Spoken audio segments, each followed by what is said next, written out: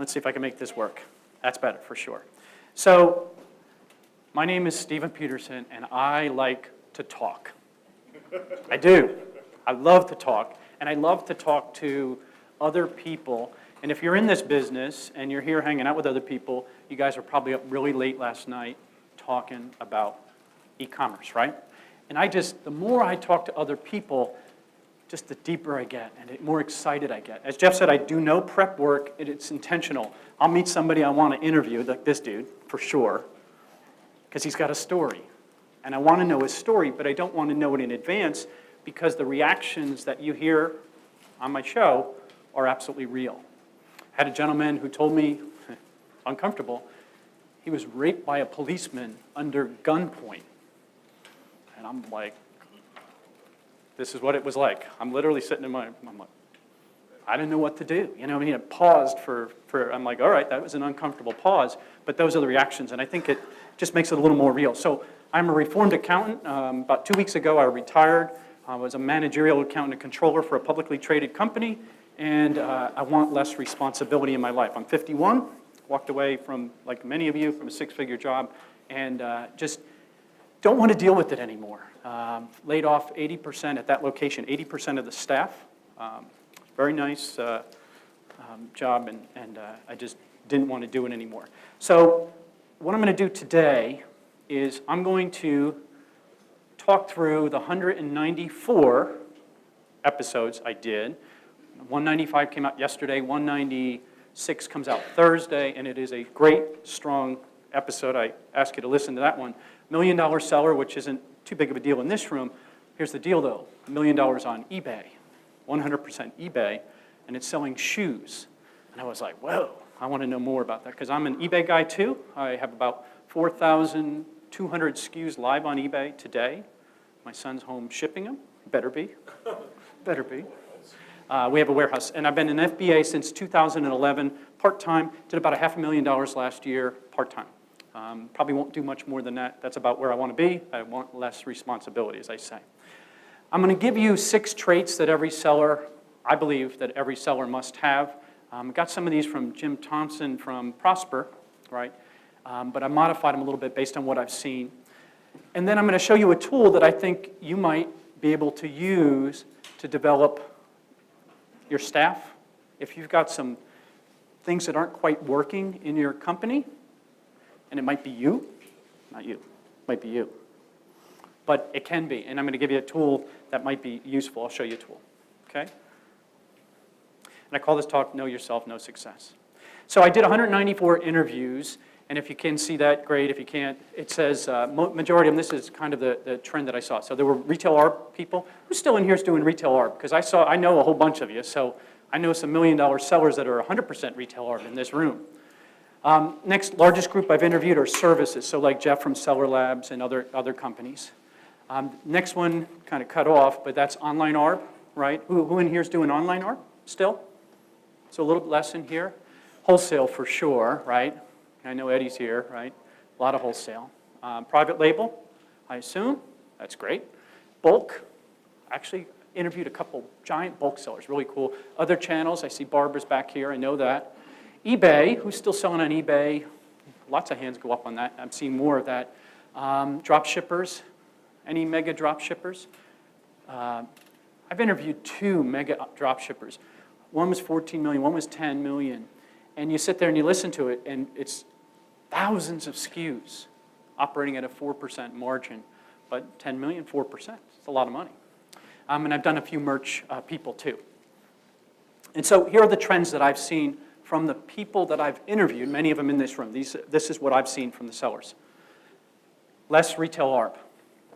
It's not dead, right? Nobody's saying it's dead, but there's less of it. So anybody want to care to guess why there's less retail ARB? There's no barrier to entry. No barrier to entry, that's a good one. That's easy. So I gave this talk about 2 weeks ago to several of you in the room. And at that time, the night before, I was reading the Wall Street Journal, and there were 2,860 store closings announced or done so far through the month of April. And they said, based on that trend and previous year's trends, it should end up at 8,000 in 2017. 8,000 locations right? Stride Right closed 100% of their stores last week, completely 100%. Gymboree went bankrupt last week. The week before it was Payless, I think it was, and there's been some other ones. But 8,000 stores. Also, there's brand gating, right? Peter mentioned it earlier. Brand gating is an issue. And so that has restricted people from selling certain brands, right? And so you're seeing them move that over to eBay, which some people are doing. And so you're seeing more challenges, so people are moving away from it. So they're moving to online arbitrage, right? Any guesses why you're seeing more online arbitrage amongst the group of sellers I have, which are successful sellers? Any guess? Say that again? Overhead? Well, it's tools. It's specifically like a tactical arbitrage, right? Anybody use tactical arbitrage? Alex Moss, great guy, smart. It's 1 year old. You know, the premise was this. He would pull up a store like Sears, go to the tools section on screen, run his little program. It would then capture the UPCs and the prices. It would go out to Amazon, and it would find them. It would bring them together, and it would tell you, this is the difference, the delta. Right? That was the original premise. Now, a year later, oh, you can sort it. It'll give you the rank. It'll give you the number of sellers. It'll give you all those different things. And I think he's at his, when I talked to him, it was 400 stores, but I think he's up to 600 stores. He can pull up the website, run this program, and there are people that are experts at that now, selling these lists. So you're seeing more of that. Much more wholesale. And wholesale makes sense because you're seeing less retail arb, and that kind of makes sense.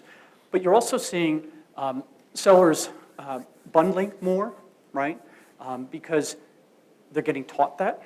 You're also seeing the wholesale formula guys out there pitching wholesale, so you're seeing a lot more people in that. And private label, I saw a majority of the hands in this room would go up, and I would expect that based on, I know the audience. And the reason, who in here is trying to build a brand? Okay, pretty much all. And what are you going to do with the brand? Anybody think of an exit plan? I saw that on the topic coming up, right? You're going to sell the brand, right? I talked to somebody, and they were telling me about, everybody knows what a real estate investment trust is, a REIT. Well, there is I don't know what it's called. I haven't found it yet. I'm going to find it. There's a company out there, or many companies, buying Amazon brands. So they're going to buy your brand and pair it up with his brand, right? So they got all this pool of money, and they're buying up these brands and letting them run out there on Amazon World and taking those dividends and giving it out to their shareholders, just like a REIT works. So if you're building a brand, that could be a great exit plan for you. Lots of eBay, as I said, so there's a Joe Lister program, or there's a couple other ones that'll move merchandise over. But also, if you've been hazmat restricted or the brand gets gated, what are you going to do with this inventory? As I said, this Thursday, I have an interview coming out, my 196th interview, and it's about $1 million seller, which in this room isn't that big of a deal, right? $1 million, I mean, 100% eBay, and they're selling shoes. And I saw the note the other day, they had 122 orders to get out. And I'm thinking, oh man, 122 boxes of shoes to ship out. And so that's a big business. But you know what? 2 people, 2 hours a day. And guess what? Margins on eBay generally are probably better than the margins on Amazon, at least in the shoe category, because that's the majority of what I sell. And then other channels. Barbara's back there to talk about Jet, Walmart. A lot of people selling on Walmart. Anybody? Okay, very few hands. Biggest challenge right now, I see, is customer service, right? That isn't figured out yet, but you're early, and so, who knows? Could be very exciting, okay? So I'm going to take you from that's the context of who I've interviewed. 195 came out yesterday, 196 comes out Thursday. It's a very good one, and I'm excited about the next week too. These are the traits that I believe that every seller must have. You must have at least knowledge of it, and dare I say, be good at it, okay? And I'm going to walk you through all these, and you don't need to take pictures. You're going to get these, or I'll give you my printed copy if somebody wants it, okay? I'm going to walk you through these. So every one of these people I show, I've interviewed. Some might be in this room. Yeah, in this room. I see one at least. So I call these data investigators. So top 2 you see are Bob Steele and Alex Moss, the one with the kid on the shoulder. He's the tactical arbitrage guy who invented tactical arbitrage. And it's really just a data program that scrapes, right? These guys take and parse data better than anybody I've seen. They take that program and run it on all these different sites, find these items just by UPCs and prices, bring it out to the Amazon database. Bob Steele was a purchasing manager for some company for 30 some odd years. For whatever reason, this resonates with him, and he is using this full time. He is, according to Alex, who owns Tactical Arbitrage, his best user. So what does Bob do? He now sells lists of this data, and people are buying it. And so they're buying your product, right? But below that is Quincy Lynn. Quincy Lynn is a shoe seller, big shoe seller, really big. Has a list, been out there forever. I was on it for a while. What happened to shoes? If anybody knows about Amazon, they changed and merged it with clothing and that, and so your rank that y'all had figured out got a little messed up. And so he then takes the time to learn it and masters it, and he's using that, right? So this is your data investigator. R.E.A. Scheinbein, with his wife, one of the smartest guys I've ever talked with. If you don't know him, you want to spend time with him, one of the smartest guys you ever talked to. He is a guy on Wall Street and has a great Amazon business. I think he'll do a little over $3 million this year, and he doesn't work in the Amazon business. But he's an analyst, and so he's able to parse the data and figure out the right products. Dang Lee, now Dang's over here, and I told him he made this. And one of the smart guys, but what I love about Dang, his data is sellers. He's studying you, Eddie, and he's watching what you're doing, and he's learning your processes, and he's putting it away, and he's putting it into practice. He's hanging out with the goose in the back, right? And he's learning their processes and putting that data in. And I think that's such a strong skill, hence the reason he's having a lot of success. Strong negotiators. There's Eddie. Love that picture. Eddie's like, where'd you get that picture of me? Love that picture. But Eddie's pitch is this. You know, how many times, I do a lot of trade shows. My name's Steve. I want to sell your product. I'm on Amazon. I can make a difference, and I can do. Eddie's like, no. I heard the story about the trade show, the toy fair. Been going forever. A bunch of sellers got turned away, weren't allowed to go in. Eddie said, best year ever? Ever. And where are you selling it all? Online Amazon or multi-channel. Okay, so why is it not work for him and it works for him? Eddie will tell you, you have to bring more than just being able to buy their product, because there's 40 guys behind you that can buy that product, or ladies, that can buy that product. And you have to bring more to them, right? So there's the wholesale boys, right? The wholesale boys, I have them on here because this one's interesting to me. You guys know what their pitch is, right? Their pitch is basically use Price Checker 2, pull up your store, just like that. They pull up your store, run it backwards, identifies your products. You can go out and find wholesale. It'll actually find the wholesalers for you, gives you a list, tells you the products that you should buy. You send them a letter. Hey, my name's Steve, I want to sell your product. Send out 100 letters, you get 10 yeses, 10 products. Send out another 100, 10 products, right? And all of a sudden you got 30, 40, 50 products, and you've got a great business, great wholesale business, all data-driven. What I love about these guys, though, is they say, okay, I'm going to buy your product, and he's going to buy your product. Let's agree to map. Let's say they make us agree to map, and we're buying it at the same price. What these guys do is they say, okay, how much is the cost? It's $1,000 and includes shipping. Okay. What would it be without the shipping cost? $800. Okay, we'll take it. They go out to this trucking company. They have a relationship, and I think there's 8 trucking companies, and they get the shipping for $100 instead of the $200. Now they have a competitive advantage, right? But nobody can buy it cheaper than me. Well, they just did. That's strong negotiating. And then I got the young guns, 3 of which are here in the back. And I tell this story, this is a true story. A couple years ago, I live in Pennsylvania, and I'm flying out of Baltimore, and we're going to ASD, my wife and I. Flying Southwest, and back then I was, I'm only part-time. So I didn't check in early. I didn't pay the extra $30 to get on early. So I stood in line. I get on the plane, and every aisle seat is taken, and every window seat is taken, right? Anybody been there? I hear my name. I'm in Baltimore, Maryland. I'm in Pennsylvania is where I live. And I hear my name called out. Steve! And it's Matt and Todd. Todd's back there. And we're going to Vegas. So what happens, this was, I don't know, probably 10 in the morning, whatever it is, we start drinking. That's what you do. Right? We start drinking. And this was a couple years ago. And I remember, I'm like, I'm friends with these guys. I'm going to impress these guys. And I'm going to out one of their products. And we were talking about chocolates. New chocolate company moved into my town. Conversation came up, and I said, well, I've got a relationship with this wholesaler. I think this is a good price. It's $2 or whatever it was, this particular item. Matt kind of smiles and said, Todd, look up our vendor. Todd's over there, blah, blah, blah, blah, drinking the whole time, of course, right? And all of a sudden, he's like, yeah, we can get it for 50 cents. And here I am, and I'm getting a good deal, I thought, at $2. They're buying it because they're buying 6 pallets, I think it was, or some crazy number. They bought them. And that relationship that they have with that vendor, I can't get. And that's the lesson of a strong negotiator, is that relationship with those vendors over time is how you get those deals. Steve is not getting that deal, and that's a true story. They didn't let me in on that deal. I'm not happy about it. So these are my operation managers, right?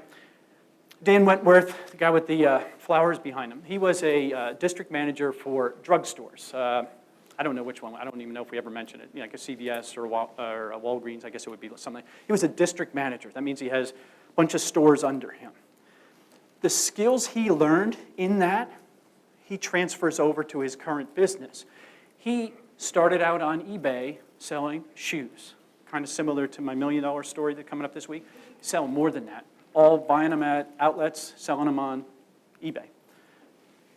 Gets overwhelmed with it. The business gets too big. It's hard to manage, right? He then moves it to Amazon and crushes it. Only has 6 lines that he follows. That's it, 6 lines.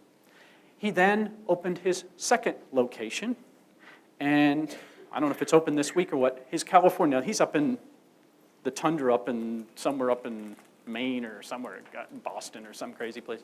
His California operation opens up this month, I think it is. His 3rd location, you know. True operations guy. Guy beneath him, the young-looking guy, Dave Matthews. If you don't know Dave, you should. Dave buys your stuff. So Dave and 2 partners, and the way he describes his partners, he's married, he's got 2 business partners.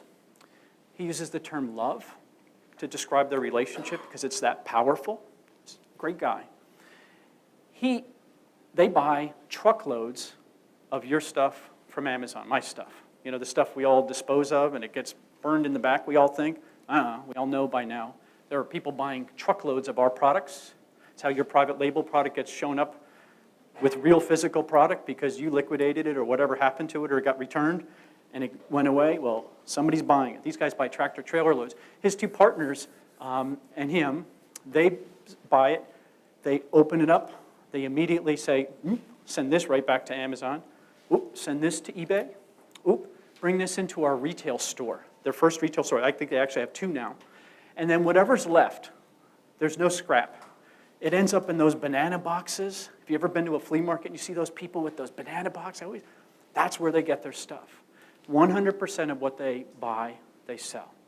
And it's dollar day or whatever it is. True operational business. Guy next to him, Chris Lynn, love this story. His shtick is $10K on eBay. And he's an eBay seller. He does a little bit of Amazon, but it's an eBay seller. He wants 10,000 SKUs live on eBay. I have 4,000, just about 200 this week, live on eBay, and he's going for 10,000. That is a masterful, that's hard. I mean, let me just tell you, that's hard to do. It's very hard to manage that inventory. Jason Clark. Jason's back here somewhere. There he is, back there. And what I love about Jason, and the reason he made this was because Jason is a goal setter, right? Jason has a goal this month. Did you make last month's goal? Crushed it by 40%. Okay, so he crushed his goal last month. But how many of you have a goal? You heard Peter talk about that, right? That goal is so important. But Jason has an annual goal. He has a monthly goal. He lives in Vegas, trade show capital of the world. He buys lots of stuff, right? The stuff that you see those people buying that stuff, that's a Jason. Getting that inventory in and managing, very, very difficult.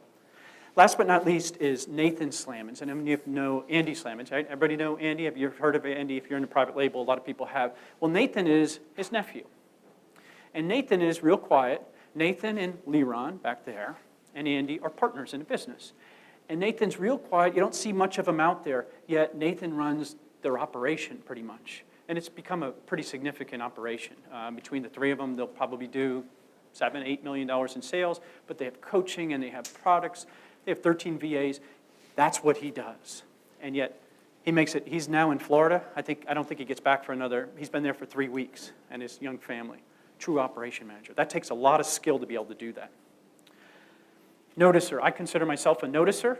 I pay attention to things. Just for whatever reason, I have a skill set. I can walk in, I can see something of value. I have Leron back there. He's taking his own picture, because that's Leron. And I put Leron up on here because it's the truth. I'll literally see something, and I'll be like, oh, man, wait, you guys hear this, because I deal with Andy and Leron and those guys. And I'm like, wait till you see this product. Leron's like, I've been using it for 2 weeks. It happens every single time. I'm like, wait, this new thing. We've already been using it, Steve. Every single time. He spends all his time staying ahead of us. You know, this is the second time I spoke in the last 2 weeks, and a ton of questions go back to Leron because he's an expert at it, because he puts the effort in, and he pays attention to where we're going, and he does it. Chris Green, everybody knows Chris Green, right? I don't think I've been to a conference where Chris doesn't tell you about 16 or 17 ways to make money on Amazon. He's paying attention to all those different things. So we're all sellers. He's paying attention to CreateSpace and merch and now whatever else he's doing. But he just pays attention to that. And I think that that's a skill set that you have to have, right? These are examples of it. Lori Barsby, most people wouldn't know her name. She created a product, right? It's a long story. Short version is this. She describes it.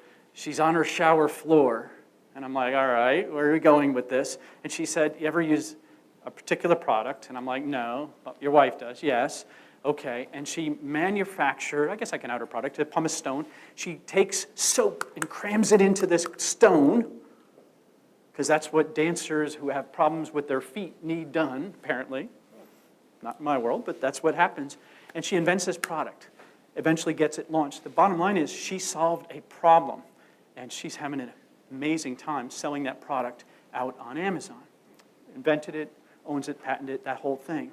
But she noticed, you know, and that's what you want. If you can solve a problem, you can make a business. And then at last, Andy Slamans. And the reason I put him on, not because of his private label, I think he said he's going to have his first $200,000 month last month. What I noticed about Andy's noticing is that he pays attention to people. So Andy's business is growing and expanding. So what does he do? He 50-50 partners with his nephew, who's the operator. And he steps back and he lets him take on. How many of you would be willing to admit that you're not the best operator in the world? Okay? Right? It's true. So could you partner with somebody who's got the guts to suck it up and give away 50% of their business, because now they can tell you that it was the number one thing they did to their business. By bringing his nephew on and giving him 50% of the business, his business exploded. Okay? So what does he do next? He sees this little guy in the back who knows a tremendous amount of information, watches him, and he brings him on and says to his nephew, hey, we need another partner. And it's going to be Leron Hirschkorn, and makes him a third partner because he sees the value that he brings, because he's so technical and so into the details of private label and knows everything about it. That's a noticer. Who of us are willing to do that? And that's why I put Andy on this list. Big thinking, right? I'm not the biggest thinker. I'm a little, and so I've got a bunch of people up here. So Greg Murphy, guy in the top, I guess up here, maybe. Greg is a bookseller, big giant bookseller. Buys tractor trailer loads of books in big Gaylord box. You ever see a Gaylord box that's 4x4x4? Comes on a pallet.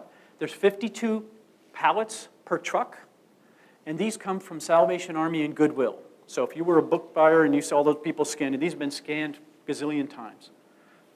Brings in those tractor trailer, takes this big machine, it dumps it out on a conveyor, has people there sorting it, and blah, blah, blah, blah, blah. I think he's going to do $4 million this year selling books, tractor trailers.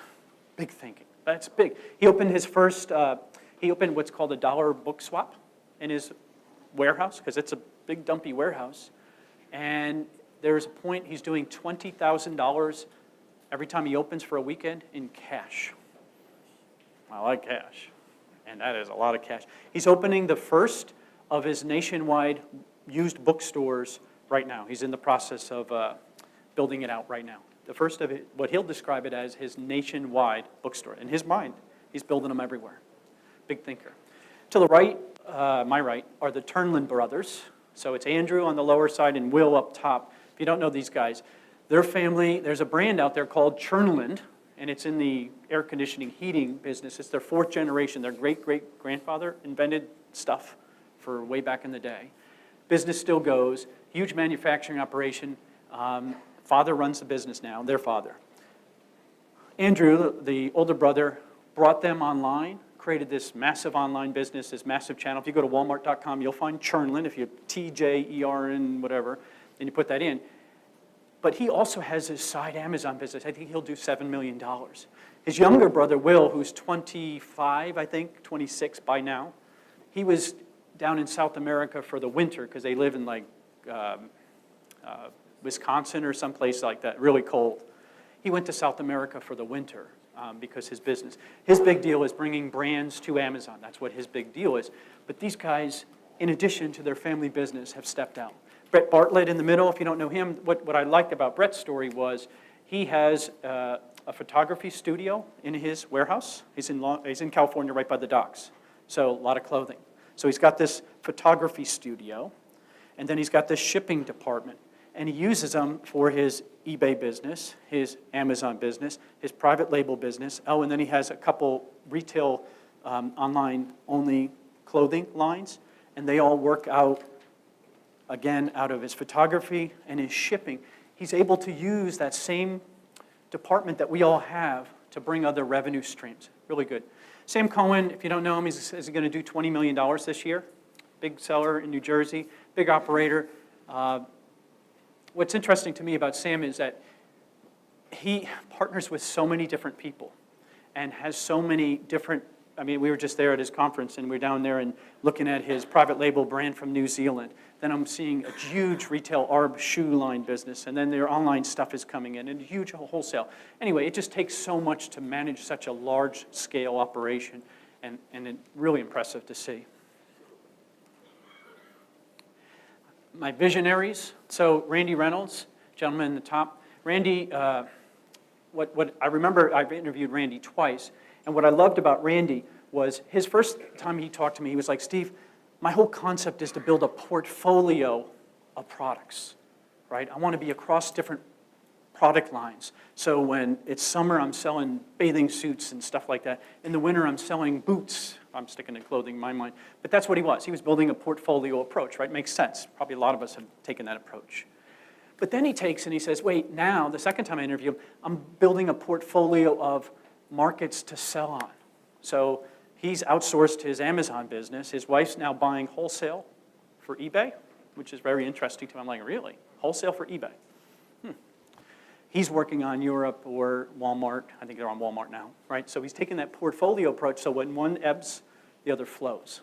Really great. John Lawson, I saw John back there somewhere. And what I always appreciate about John, we were in Vegas this year, last year, I don't remember where, and we were doing a conference. We were all there for a conference, and John wasn't able to be with us because he was at the IBM conference. And he's hanging out with those guys. And he said, man, you should see what they're working on. And so he's outside of our little world, right? Our world's kind of a small world. John's outside of it, learning from other places, and that's why he does. John's a seller. I don't know if you guys know that. You know, John will be speaking, but John's a seller, big seller. He's been selling a long time. Ryan Grant, guy in the middle. What's interesting to me about him, young guy, he's an accountant. I'll always like that.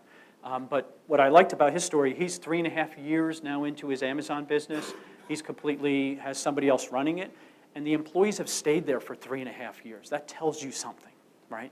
I'm going to come back to that in a minute. But what was cool about him was he wanted to get in private label. And so what does he do? He goes on Empire Flippers, and there's a couple other ones out there. And you go out there, you can buy apps, and you can buy websites, and all that other kind of junk. Well, he went and bought a product, Mark. And he found a good product, and he's now bringing that. He bought the website, product, some inventory. He's bringing that to Amazon. So he just leaped ahead of us all, right, trying to get something made in China. It's already done, already got the relationships. And I think he said at that time when he bought it, it was doing $3,000 a month. So he didn't have to pay a tremendous amount, but he bought that. That's a true visionary. I have Jeff up here, and Jeff really is Seller Labs. You know, Jeff, most people don't know, well, maybe in this group this would, that they're a book company. Started as, right? And huge book software company still. You don't hear much from that in this circle. I guess in other circles you do. But you look at all the other products that they're going to be showing you over the next few days, and Scope, I'm assuming we'll see a demo on Scope too. To me, they just keep reinventing themselves and finding another way. That last product was very, very cool to me. You know, I'd like that. Dallas Moore, probably never heard of Dallas. So Dallas is a big eBay guy, private label. He's got his own Amazon private label. That's all he's doing on Amazon, not interested in the rest. But what was very cool about him was he went to an auction to buy some junk, and he sees these molds sitting over here. And he's like, does a little research into it. Turns out they're molds. The company had the rights. He was able to buy them. Molds for a Commodore 64 computer. And you think, what's that, right? I haven't used one of those. I don't date myself, but I do remember them. So anyway, he buys them. He has Kickstarter. He paid $200, God bless you, for the molds, $200. He ran a Kickstarter campaign, raised $25,000 selling these molds to these techno nerds who were into this stuff. Made a whole bunch of different ones. Eventually, he did a whole bunch of colors, sold the molds for 12 grand. But there's a true visionary. He didn't just look and see the scrap metal that it would have brought you. He brought it to market and made a nice little chunk of change out of it. It's very cool. So you have to be able, and what's cool is hearing Peter talk about this, right? You have to be able to accumulate, scrape, manage, measure, parse, select, separate using the tools of the day. And there's so many tools. How many extensions do you have open on your computer, Leron? How many extensions do you have open on your computer? Tabs, yeah. That's your competitor right there. That's what's going on. And so you have to be good at this, dare I say. And if not, bring somebody on who is good at this, right? That's what you really got to think about. But you got to understand it, or you at least need to know it exists. You can't go for the lowest price every single time. So depending where you're buying a liquidator out, you're only going to have one deal. Make the best deal you can. You want to develop that long-term relationship like the Young Guns do? You've got to make it a win-win because they're going to want to sell to somebody else if they don't make money on the deal with you. That's so important, right? You got to remember that. Peter talked about this earlier. You really need to know the ins and out of every single product you sell, the profit and loss by product. It's fascinating that that's what he's talked about because that's absolutely the truth, right? A true operations manager knows every single product, every touch point. Every time you touch it, there's a cost. Opportunity cost, right? As he talked about, if a product isn't making you money, that money isn't making you money. You could put that on money to make you money. Sensible, right? You're looking at opportunities for the market change. The market will change, right? One thing is certain.